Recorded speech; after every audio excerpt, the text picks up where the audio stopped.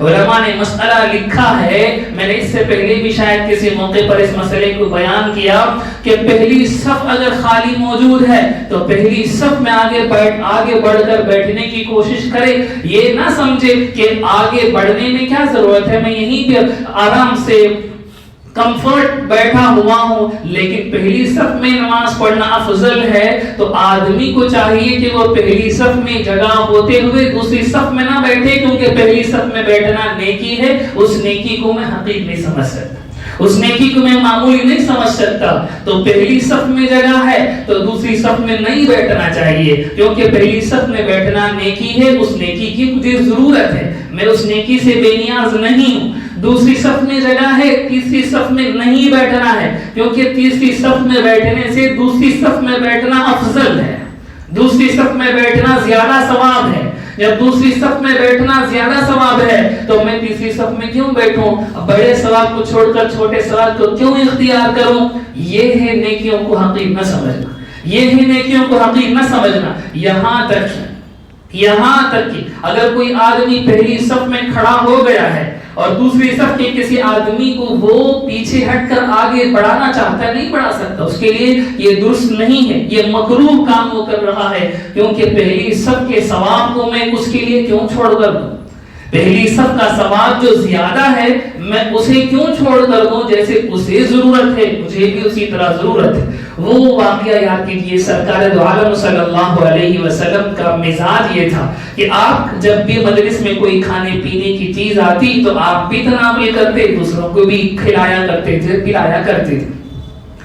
اور آپ کی سنت یہ تھی کہ آپ دائیں طرف سے، سیدھے ہاتھ کی طرف سے جو لوگ ہوتے تھے ان کو پہلے کھانے کے لیے، پہلے پینے کے لیے دیتے تھے.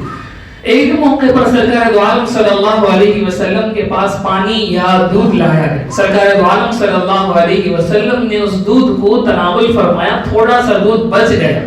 نبی پاک صلی اللہ علیہ وسلم کے سیدھے ہاتھ کی طرف ایک بچہ کو بیٹھے ہوئے تھے اور سیدنا ابوبکر رضی اللہ تعالیٰ عنہ تھوڑے دور بیٹھے ہوئے تھے. نبی پاک صلی اللہ علیہ وسلم نے پوچھا، آپ چاہتے تھے کہ سیدنا ابوبکر کو وہ بچا ہوا پیالہ دیں، لیکن آپ کی سنت یہ تھی کہ آپ دائیں طرف سے شروع کرتے تھے، ان کا حق تھا. تو سرکار نے پوچھا ان سے، کیا میں ان کو دے دوں یہ پیالہ جو بچا ہوا ہے؟ کیا میں ابوبکر رضی اللہ عنہ کو دے دوں؟ کس سے پوچھ رہے ہیں؟ بچے سے پوچھ رہے ہیں، کیونکہ ان کا حق تھا، کیونکہ سنت یہ تھی کہ دائیں طرف سے شروع کر دے. وہ بچے آگے سے کہنے لگا، نہیں میں تو سرکار کی اس مبارک جھوٹے کو اپنے اوپر قربان کر کر سیدنا ابوبکر کو نہیں دے سکتا، میں نہیں دوں گا انہیں.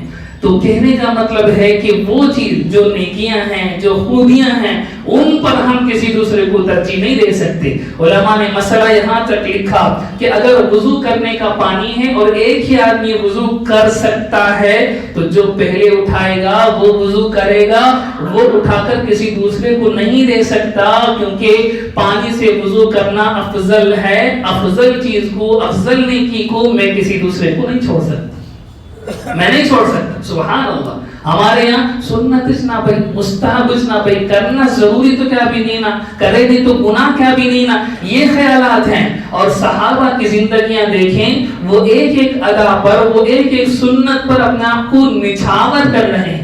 سرکار مانگ رہے ہیں اجازت کہ یہ جھوٹا، یہ بچا ہوا پانی میں صدیق اکبر کو دے دوں، لیکن بچہ آگے سے کہہ رہا ہے کہ نہیں میں نہیں دے سکتا آپ کا مبارک جھوٹا، میں اپنے اوپر سیکریفائس کر کر صدیق اکبر کو نہیں دے سکتا، میں پیوں گا. کیوں؟